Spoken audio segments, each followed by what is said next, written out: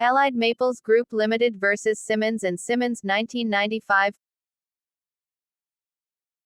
Allied Maples Group, AMG, instructed Simmons & Simmons, S&S, to act in a takeover of the Gillow Group of companies. S&S failed to advise AMG of certain potential liabilities arising under leases forming part of the transaction. No warranty against such liabilities were obtained. The transaction completed and the risk materialized, leaving AMG liable for substantial sums. AMG brought an action to recover damages from S&S for their negligent advice. S&S argued there was no duty to investigate the potential liability under the leases, and even if they had been in breach of duty, their failure to do so had not been causative of AMG's losses. Even if they had been advised of these potential liabilities, AMG could not establish on a balance of probabilities that Gillow would have provided indemnity.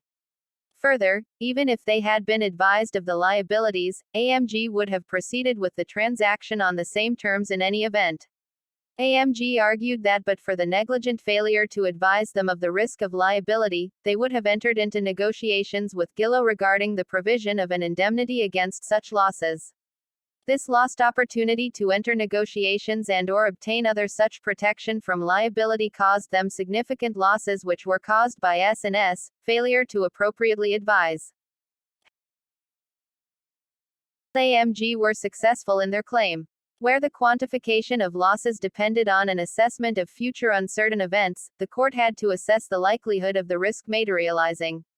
AMG were entitled to succeed because they established there was a real and substantial chance, and not merely a speculative one, that Gillow would have afforded an indemnity but for S&S omission.